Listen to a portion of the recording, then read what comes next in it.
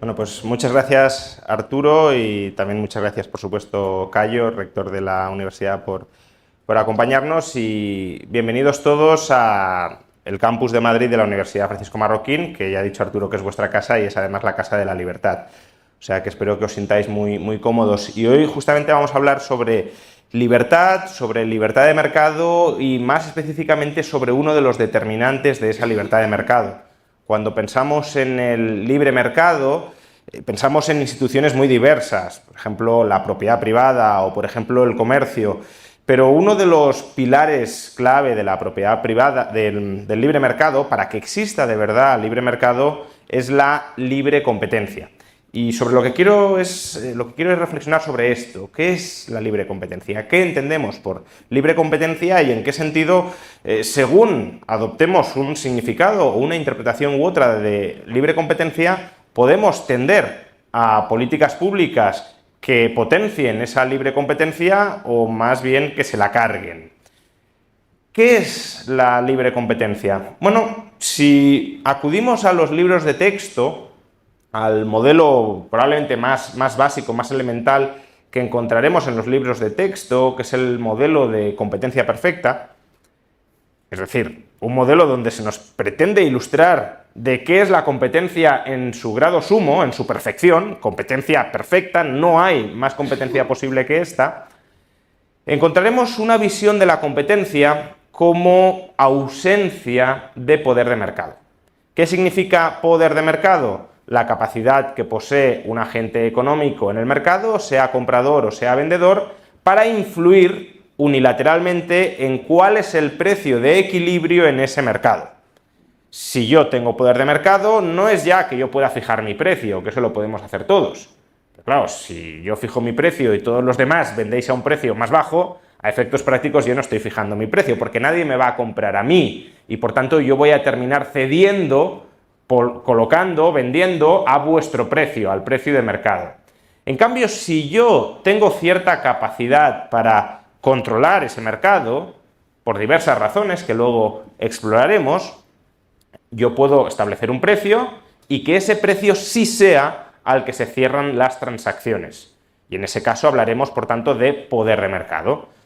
La competencia perfecta, desde esa perspectiva, sería, como digo, ausencia de poder de mercado. ¿Y qué se requiere para que haya ausencia de poder de mercado? Según el modelo de competencia perfecta, hay varias condiciones, pero me voy a quedar con dos, porque además son las dos alrededor de las cuales voy a estructurar la charla. La primera, que creo que además es una condición falsa, es la condición más extendida, más común y de hecho que más asociamos coloquialmente con la idea de competencia, que es que haya mucha concurrencia de agentes económicos, que haya muchos compradores y muchos vendedores. Si hay mucha concurrencia de agentes económicos, se presupone que no hay poder de mercado, porque si yo intento fijar un precio y todos los demás, como os decía antes, fijáis otro, pues yo no tengo capacidad para influir sobre el conjunto del mercado. Esa es la primera de las condiciones del modelo de competencia perfecta, de los requisitos de este modelo simplificado para que exista competencia en su grado máximo. Pero hay otra condición que también está en el modelo y que a veces se suele desatender y que desde mi punto de vista es mucho más básica, mucho más importante, que es la libertad de entrada y de salida al mercado. Es decir, que cualquier agente económico que está dentro del mercado pueda salir del mercado si lo hace mal, y cualquier otro agente económico que está ahora mismo fuera del mercado pueda entrar en el mercado si considera que lo puede hacer mejor que los existentes, que los productores o vendedores existentes. Y este doble requisito, digamos, para la existencia de competencia, creo que nos ayuda a conceptualizar dos visiones sobre qué es la competencia o sobre qué puede ser la competencia. Dos visiones que no es que sean totalmente opuestas, ni mucho menos, hasta cierto punto podríamos considerar que son complementarias, pero que en la medida en que una de ellas, la primera que voy a exponer, cope, absorba todo el debate público y toda la atención pública, podemos tender a olvidarnos de la segunda, que es mucho más importante y mucho más fundamental. Son dos concepciones de competencia que podríamos calificar de visión estática de la competencia y visión dinámica de la competencia. La visión estática de la competencia, como os digo, es la ausencia de poder de mercado. Y la ausencia de poder de mercado significa lo que os he especificado, que nadie tiene capacidad para influir en el precio. Y tendemos a asociar la ausencia de poder de mercado a la pluralidad de compradores y vendedores. Esta es una idea de competencia que no digo que no sea importante, por supuesto que lo es, porque si no hubiese competencia en el sentido de ausencia de poder de mercado, cualquier vendedor o cualquier comprador podría manipular los términos de la cooperación social en su propio beneficio y en perjuicio de los demás. ¿Cuál es el comportamiento típico de un monopolista? El comportamiento típico de un monopolista, al menos de nuevo en estos modelos simplificados, es: a mí me resultaría rentable, yo soy capaz de producir mercancías a un coste marginal de producción inferior al precio al que las puedo vender, pero claro, si yo produzco más mercancías, el precio de mercado de las mercancías que produzco cae. Y si cae no solo para las nuevas unidades que produzco, sino para todas las que ya producía. Y a mí me puede interesar más vender una menor cantidad de unidades a un mayor precio que una mayor cantidad de unidades a un menor precio que en términos marginales me sigue siendo rentable producir.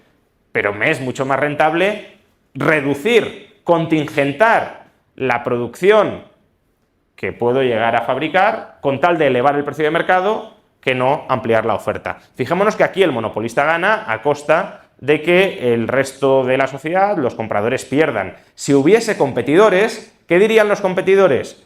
A mí sí me sale a cuenta producir y vender las unidades de producción que tú no quieres producir y no quieres vender para inflar el precio de esa mercancía.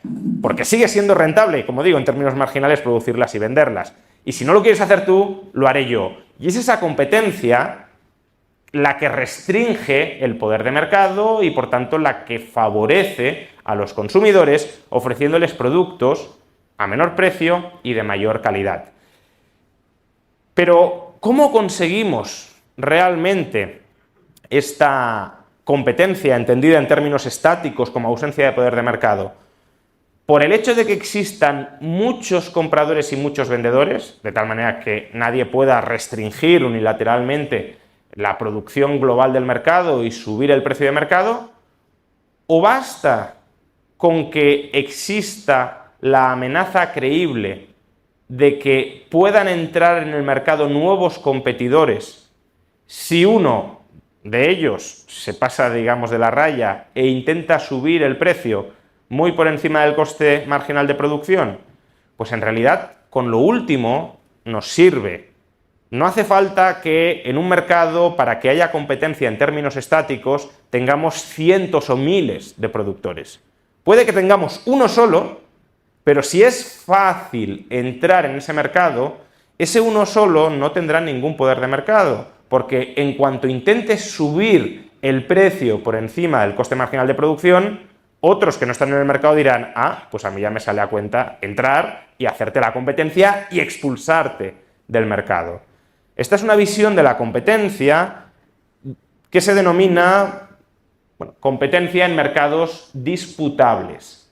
Lo fundamental no es la multiplicidad de compradores y de vendedores, de agentes económicos, sino la disputabilidad del mercado, la posibilidad de que los que están fuera entren y le disputen la posición al que está dentro. Por eso, diagnosticar que existe un monopolio por el hecho de que solo exista una empresa en el mercado es una visión muy reduccionista y errónea de lo que es la competencia. En un determinado mercado, y otra problemática es cómo definimos mercado, porque, claro, si al final adoptamos una definición tan restrictiva de mercado como para que solo haya un oferente en cada mercado, pues todos son monopolios. Si definimos mercado de clases de economía con clases de economía prestadas por Juan Ramón Rayo, yo soy un monopolista, porque nadie más puede proporcionar clases de economía por Juan Ramón Rayo. Las podrá proporcionar mejores o peores, pero las clases de economía a mi nombre solo las puedo prestar yo y por tanto yo sería un monopolista. ¿Por qué no lo soy? Pues porque a efectos prácticos otras personas pueden proporcionar clases de economía que sean tan buenas como las mías y por tanto yo no tengo poder de mercado porque el mercado no es clases de economía de Juan Ramón Rayo. El mercado es, como poco, clases de economía. Pero bueno, dejando de lado esta cuestión de la definición de mercado, podemos tener mercados donde solo haya un oferente y que no sean monopolios. ¿Por qué? Pues porque ese oferente puede ser el único del mercado porque sea mucho mejor que todos los demás. Y en cuanto empiece a hacerlo peor, sea sencillo, sea fácil, que aparezcan otros que le disputen su posición en el mercado. Y justamente esa amenaza de que su posición en el mercado no está garantizada porque no existen barreras de entrada, es lo que le empuja, lo que le induce a mantenerse siempre en el umbral de la eficiencia. Por tanto, competencia en términos estáticos. Es importante para limitar el poder de mercado y, por tanto, para favorecer una coordinación eficiente entre los agentes de mercado, pero la condición para que se dé esa competencia en términos estáticos, para que desaparezca el poder de mercado, no es que haya muchos compradores y muchos vendedores, sino que haya libertad de entrada en el mercado. De hecho, y antes de terminar con esto, uno podría decir, bueno, es verdad que la multiplicidad de oferentes y demandantes no es condición necesaria para que no exista poder de mercado. Ya hemos visto que puede haber uno solo y con que haya libertad de entrada ya tenemos también ausencia de poder de mercado. Pero podríamos decir, pero al menos sí es condición suficiente. Porque si hay muchos vendedores, seguro que nadie tendrá poder de mercado. Falso. De ahí que sea un concepto o una condición o un requisito tan perverso de competencia. En un mercado puede haber muchísimos vendedores, miles, decenas de miles de vendedores y aún así existir poder de mercado. ¿Qué eran los gremios como institución precapitalista? Los gremios no dejaban de ser un cártel entre los productores de un determinado sector por el cual todos esos productores se coordinaban para vender un mismo producto con unas mismas cualidades a un mismo precio y cada uno de ellos repartiéndose cuotas de producción. Por tanto, teníamos muchísimos oferentes distintos, pero no había competencia. No había competencia en términos estáticos. Había poder de mercado, porque los cárteles, o sea, los gremios, se cartelizaban justamente para vender más caro y de peor calidad. O, si lo queremos trasladar en términos más modernos, ¿qué sucede en el mercado de taxis? En los taxis tenemos a miles de personas compitiendo, pero todos compiten a un mismo precio, porque entre todos ellos y con las administraciones públicas, es un cártel coordinado, tutelado por el Estado, se fijan precios y se fijan condiciones de prestación de ese servicio. ¿Existe ahí competencia? No, porque es un cártel. ¿Y por qué no existe competencia? Porque no existe libertad de entrada. Nadie puede entrar en ese mercado sin sumarse al gremio, sin aceptar las condiciones que impone el gremio. Por tanto, desde un punto de vista estático, ya digo, podemos tener un solo vendedor y mucha competencia o muchísimos vendedores y ninguna competencia. La cantidad de compradores y vendedores, de agentes económicos, no es ni condición suficiente ni condición necesaria para que exista competencia en términos estáticos. Pero es que además, creo que lo fundamental ni siquiera es la competencia en términos estáticos, que es importante, no lo niego, pero el verdadero valor de la competencia es la competencia en términos dinámicos. Lo que debemos plantearnos es, socialmente, ¿para qué nos resulta útil la competencia? ¿Cuál es el mayor valor económico, la mayor aportación económica que nos proporciona la competencia? Y creo que la respuesta a esto nos la brindó Friedrich Hayek, el premio Nobel Hayek, en un artículo precioso que se llama La competencia como un proceso de descubrimiento. La competencia es sobre todo importante porque constituye un marco institucional descentralizado de experimentación, justamente porque vivimos en una sociedad, en un mercado, en un mundo de incertidumbre ineradicable, precisamente porque nadie tiene todas las respuestas para todas las problemáticas económicas habidas y por haber, necesitamos un marco que es el marco de la libre competencia, donde cada agente económico sea autónomo para experimentar una posible solución a los posibles problemas que detecta y poner en concurso, en competencia, frente a otras experimentaciones sobre otros problemas de otras personas, poner su solución, su propuesta de valor específica, ponerla en competencia con otras propuestas de valor específicas del mercado, de otros productores. Porque sólo así, sólo colocando cada una de las propuestas de valor diferenciadas, cada una de ellas distinta de las demás, en competencia frente al resto en el mercado, el consumidor soberano podrá escoger y podrá decir: tu propuesta de valor me convence, tu propuesta de valor me ayuda, tu propuesta de valor es la que prefiero frente a todas las demás, y tu propuesta de valor, tu otra propuesta de valor, no la quiero, no me convence.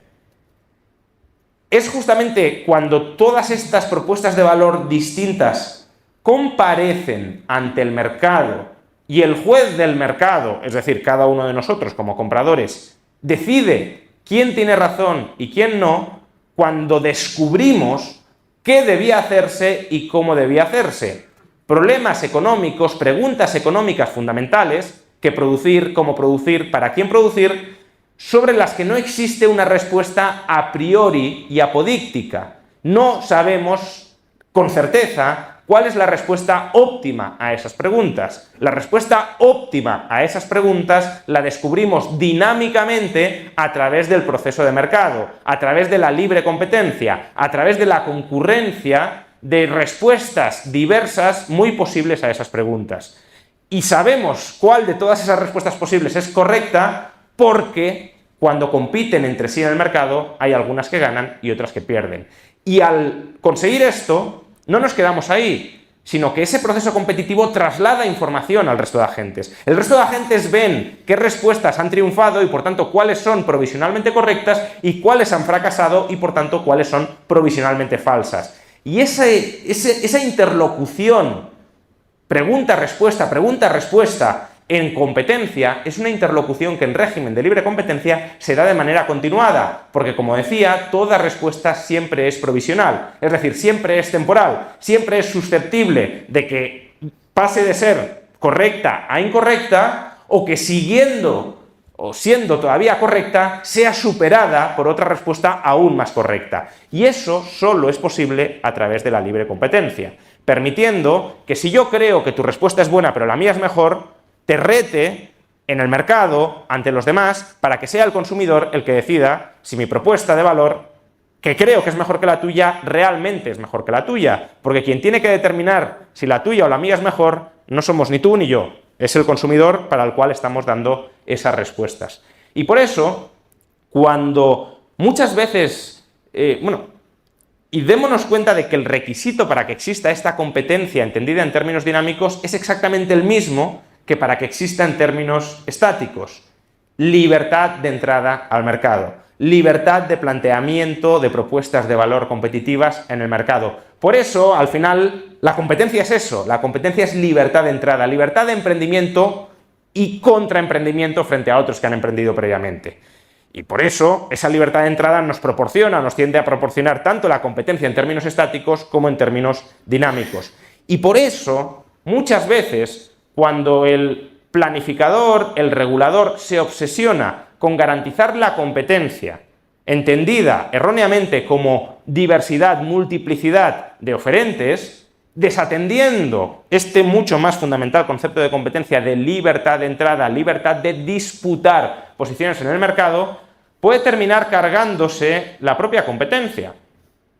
Por ejemplo, los taxis. Desde un punto de vista de la multiplicidad de oferentes, ya es un mercado suficientemente competitivo. ¿Para qué vamos a necesitar más competencia en el mercado? Ya está, ya tenemos muchos oferentes. Por tanto, no existe poder de mercado. Supuestamente, se acabó todo. Se acabó seguir pensando en si esto hay que liberalizarlo, si hay realmente competencia o no. Nos obsesionamos con el elemento precio, que es importante y que además, en el caso de los taxis, probablemente esté inflado, pero desatendiendo, en cualquier caso, todo el resto de propuestas de valor. Es decir, ¿cabe la posibilidad de que exista innovación en el sector de los taxis? A lo mejor a nosotros no se nos ocurre, pero no se nos ocurre porque tampoco se permite que se planteen esas propuestas de valor innovadoras en el mercado de los taxis. Por tanto, si no se permite innovar, ¿quién se va a calentar la cabeza pensando en cómo innovar? Si no es rentable innovar porque está bloqueado, ¿para qué asumir el coste intelectual de buscar nuevas propuestas de valor? Y por otro lado, si nos obsesionamos con el tamaño, puede ser que en un sector solo haya una empresa porque es muy innovadora, porque está continuamente proporcionando propuestas de valor que baten continuamente a cualesquiera otras que se le planteen competitivamente, y el regulador diga, uy, aquí no, aquí tenemos solo una empresa, esto es un monopolio, tiene poder de mercado, por tanto vamos a triturarla, vamos a dividirla en múltiples empresas o vamos a regular lo que puede hacer porque seguro que tiene una posición de control dentro del mercado, porque al ser tan grande abusa de su posición de dominio. Por tanto, vamos a cortarle las alas respecto a lo que puede hacer, vamos a regular cómo tiene que hacer las cosas y en el extremo vamos a dividirla en varias empresas. Bueno, si haces eso, te estás cargando la libertad de planteamiento de ofertas de valor en el mercado. A esa empresa le estás diciendo, tú ya no puedes proponer esto, vas a tener que proponer lo que yo te diga. Y la empresa puede decir, oye, pero es que yo creo que esto es lo mejor y además el mercado me lo está validando. Porque el mercado me está diciendo día sí, día también, que lo estoy haciendo mejor que cualquier otro posible competidor. No. Yo creo que esto es abuso de posición de dominio. Por tanto, haz las cosas así. Evita cargarte a los nuevos posibles aspirantes a competidor tuyo. Y de esa manera se está cegando propuestas de valor alternativas que estaban siendo validadas y que eran mejores en el mercado. Y no digamos ya si dividimos la empresa en varias unidades para que haya una especie de competencia fake o competencia ficticia. En ese caso nos hemos cargado un modelo de negocio muy funcional, hemos destruido la base de ese modelo de negocio y sí, claro, ahora ya tenemos muchas empresas compitiendo entre sí. Y aparentemente no habrá poder de mercado y tampoco habrá creación de valor continuada, dinámica para el consumidor. Por eso creo que es tan importante entender correctamente qué es y qué no es la competencia, cuáles son los auténticos determinantes de la verdadera competencia y qué es la competencia ficticia, la competencia espejismo. Y por eso muchas veces cuando los reguladores articulan políticas de defensa de la competencia, que así se llaman, políticas de defensa de la competencia, en el fondo lo único que están defendiendo muchas veces es la propia incompetencia. Muchas gracias.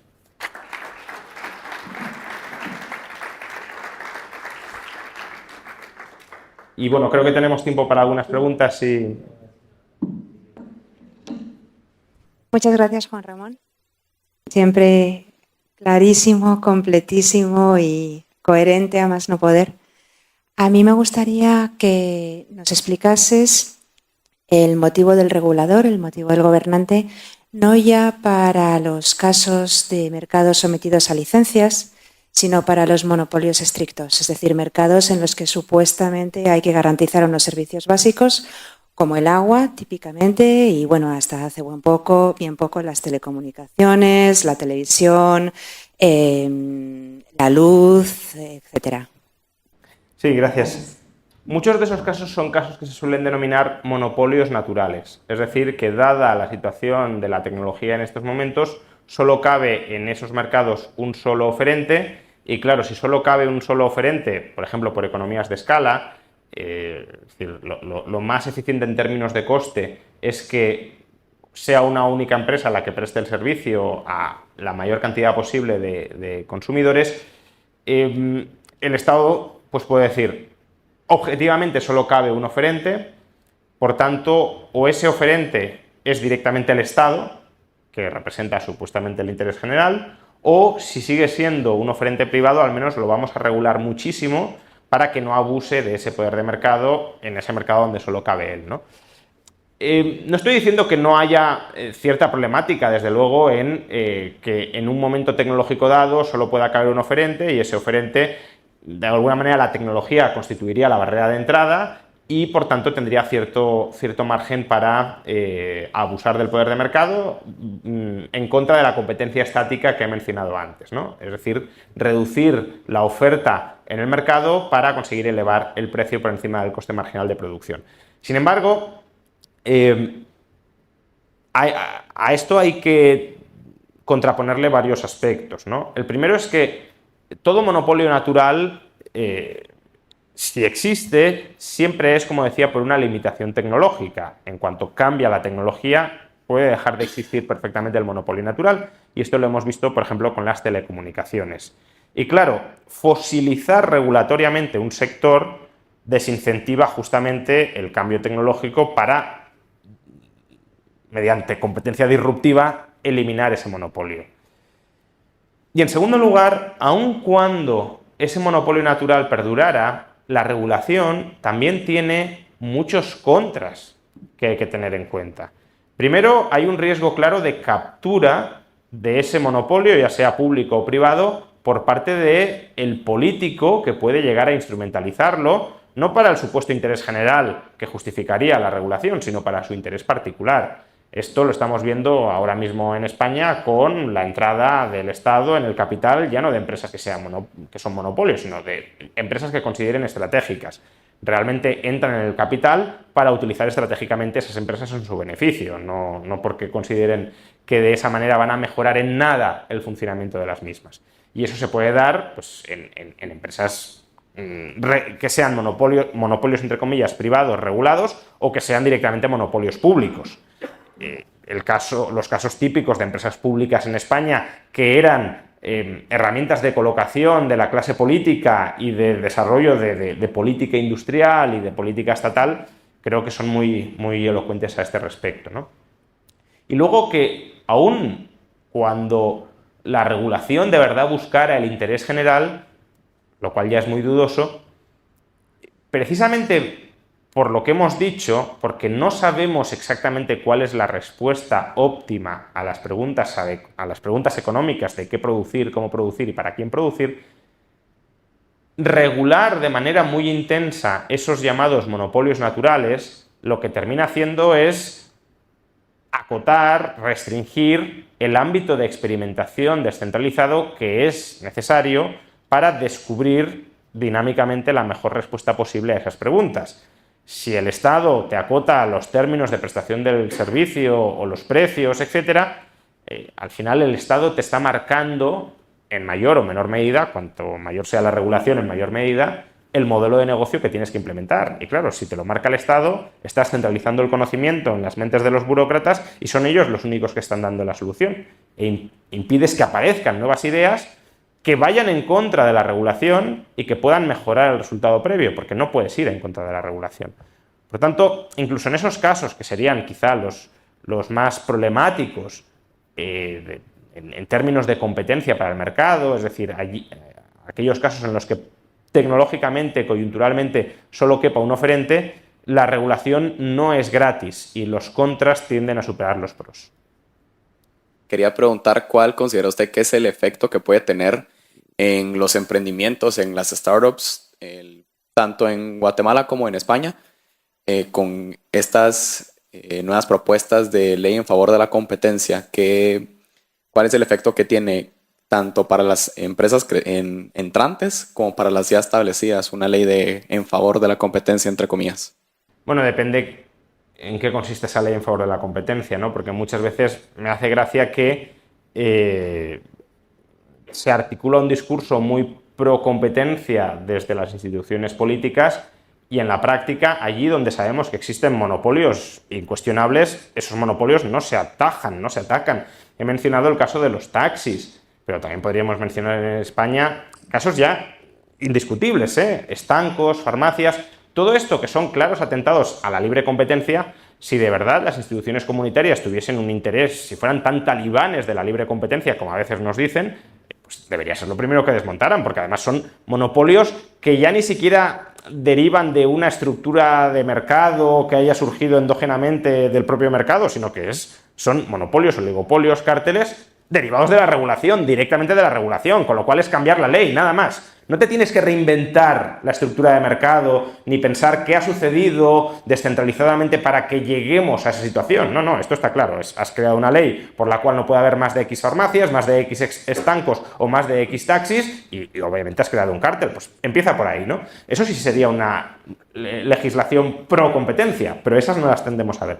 Muchas veces, cuando hablamos de legislación pro competencia, nos estamos refiriendo a legislación que, como decía, va dirigida a proteger la incompetencia, es decir, a aquellos competidores que plantean alternativas de valor menos valiosas para el consumidor y que no son elegidas. Y lo que se pretende con esas legislaciones es, de alguna manera, nivelar el terreno de juego. Que el que pierde sistemáticamente no pierda sistemáticamente frente al que gana sistemáticamente, como presuponiendo que si alguien gana sistemáticamente es porque comete algún tipo de trampa, o que el que pierde sistemáticamente, si se le da algún impulso, a lo mejor empieza a ganar en algún momento, algo así. Yo creo que esto es negativo tanto para los que están como para los que buscan entrar. Primero porque los que están, si son incumbentes, si son las empresas dominantes, entre comillas, en un mercado donde existe libertad de entrada, son los mejores. Son los mejores frente a todos los demás y para el consumidor. Con lo cual, si te lo cargas, estás impidiendo que el que ha sido mejor innovando pueda seguir innovando. De alguna manera sería como, imagínate que tienes un genio que siempre va 3 pasos por delante de los demás y le dices, no, usted deje de innovar tanto, usted deje de desarrollar tanto la ciencia. Pues creo que todos entenderíamos que es un disparate. Pues aquí lo mismo. Y además, en este caso, salen perjudicados directamente los consumidores, que se quedan con peores propuestas de valor, ¿no? Y luego, además, los nuevos entrantes, es verdad que en principio parece como que se les facilitan las cosas si se maniata al que está dentro y es mejor, pero en el fondo también se les está diciendo, vuestro argumento competitivo, vuestra ventaja competitiva, no ha de ser superar al que está dentro en términos de creación de valor para el consumidor. Vuestro argumento competitivo ha de ser instrumentalizar la legislación para ser capaces de, mediante la legislación, obtener una posición dentro del mercado. Y claro, a partir de ahí estableces...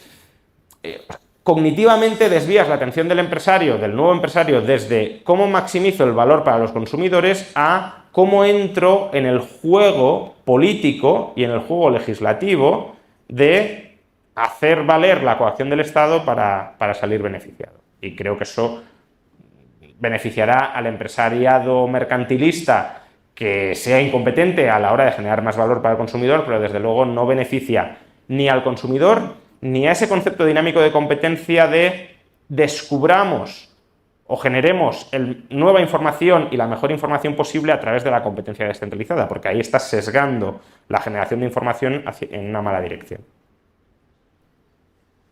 Hola, Juan Ramón. ¿Qué tal? Mi pregunta va relacionada a algo que está pasando actualmente en España, que es el problema de los pisos de alquiler, la intervención en alquileres turísticos, y que el gobierno habla de intervenir en los alquileres turísticos porque así mejora la oferta, le da más calidad al producto, que es el alquiler. Y quería saber un poquito qué sentido tiene esto. Es decir, qué críticas le podemos hacer a este tipo de medidas que dicen que van a mejorar toda la calidad del producto y en el fondo probablemente están castigando la competencia y estén probablemente castigando al producto futuro. Bueno, la cuestión es por qué ha surgido todo este debate. Hay una posible explicación que creo que tiene algo de razón, y es que, bueno, los pisos turísticos compiten en términos de presencia y de servicios con el alquiler residencial o con la residencia vía compraventa. Es decir, un piso, un inmueble dedicado al alquiler turístico es un inmueble que no se puede dedicar a la vivienda. Y en la medida en que en España existe ya desde hace tiempo y cada vez más un problema de accesibilidad a la vivienda derivado de restricciones políticas a la competencia, es decir, de barreras de entrada para crear nuevas viviendas, Pues claro, puede haber parte de la población que diga, si hubiese menos alquileres turísticos habría más vivienda, y si hubiese más vivienda la vivienda sería más barata y por tanto sería más accesible. No digo que no pueda tener parte de razón este argumento, pero es un argumento que además es extendible a todo, me refiero. Si hubiese menos bares y esos bares que son locales comerciales se reconvirtieran en viviendas, también habría más viviendas. Si los hoteles dejaran de ser hoteles y se convirtieran en bloques de edificios, también habría más viviendas. Entonces, centrar toda la crítica al alquiler vacacional, cuando además cuantitativamente ha tenido una influencia, si es que la ha tenido, no diré despreciable porque los porcentajes todos pueden ser apreciados, ¿no? Pero en cualquier caso muy reducida respecto al encarecimiento total de la vivienda, me lleva a pensar que parte de la obsesión contra el alquiler vacacional, del sesgo en la crítica contra el alquiler vacacional, viene de otra parte y viene del interés de la industria hotelera por cargarse a los competidores. ¿Por qué? Pues porque de la misma manera que hemos explicado que la libertad de entrada es lo que caracteriza a la competencia y que tú puedes tener un mercado con muchos agentes en competencia, pero que sin libertad de entrada es un mercado mucho menos competitivo, pues bueno, la industria, entre comillas, o el sector económico del uso terciario hotelero, dentro del cual estaba el alquiler vacacional, si tú te quitas una parte de la competencia, no ya de los competidores existentes, sino de los que puedan llegar a entrar, pues estás ganando poder de mercado dentro de este sector, por parte, ya digo, del lobby hotelero. Entonces, yo no creo en absoluto que la legislación que se esté planteando tenga como objetivo mejorar la calidad del servicio. En el mejor de los casos tendrá como objetivo, un objetivo torcido, en el sentido que ya he explicado, de tratar de mejorar la accesibilidad de la vivienda. En el peor, engrosar los beneficios monopolísticos u oligopolísticos de la industria hotelera cargándote a un rival. Mejorar la calidad, no, porque si estuviéramos ante regulaciones, que también a veces se justifican por ello, dirigidas a mejorar la calidad, lo que tendríamos es un marco regulatorio donde se preserva la libertad de entrada. Usted puede montar un alquiler vacacional si cumple con estos requisitos, que ya existen por otro lado, no es que se pueda montar el alquiler vacacional de cualquier manera, tienes que tener una serie de... Por ejemplo, que todos los dormitorios tengan ventilación y tengan iluminación natural. No puedes montar un alquiler vacacional en un zulo en el sótano, por ejemplo. Y eso supuestamente sí es regulación dirigida a mejorar la calidad. No te impiden montar un alquiler vacacional, simplemente te piden que cumplas ciertas condiciones como en cualquier otro negocio. Que luego podremos debatir si tienen que existir o no, pero al menos eso no se orienta a impedir el alquiler vacacional. Aquí no, lo que se está haciendo... y ya no lo que se está haciendo en unidades políticas gobernadas por la izquierda, quienes ahora mismo están siendo más talibanes de nuevo con esto, son las administraciones, los gobiernos del PP. Lo que están haciendo es, en Madrid, por ejemplo, y en Valencia, decretar una moratoria de 1 año o de 2 años a cualquier nueva licencia de alquiler vacacional. Y al cabo de 2 años, aparentemente hacia lo que iremos, aún no se ha desvelado, pero parece que quieren ir ahí, es a imponer restricciones por densidad. Es decir, que si en este barrio ya hay X alquileres vacacionales, ya no caben más. Que esto con los hoteles no sé si van a hacer lo mismo. O con los bares, o con cualquier otro negocio que al final... Es decir, imagínate que yo compro un despacho de arquitectos, que ocupa un local comercial, y en ese despacho de arquitectos monto un alquiler vacacional. ¿A quién le estoy quitando la vivienda? Le habré quitado el despacho de abogados, comprándosela, no digo quitándosela de robársela, pero desde luego una vivienda no. O si se la estoy quitando, también se la estaría quitando el despacho de abogados. Por tanto, es un debate totalmente viciado y descabellado, alentado, desde mi punto de vista, por el lobby hotelero, al que se suman las administraciones públicas, en este caso sobre todo del Partido Popular, con finalidades, yo diría, más bien espurias, aun cuando se nos venda con un propósito noble, como pueda ser facilitar el acceso a la vivienda, que desde luego es un problema grave en España.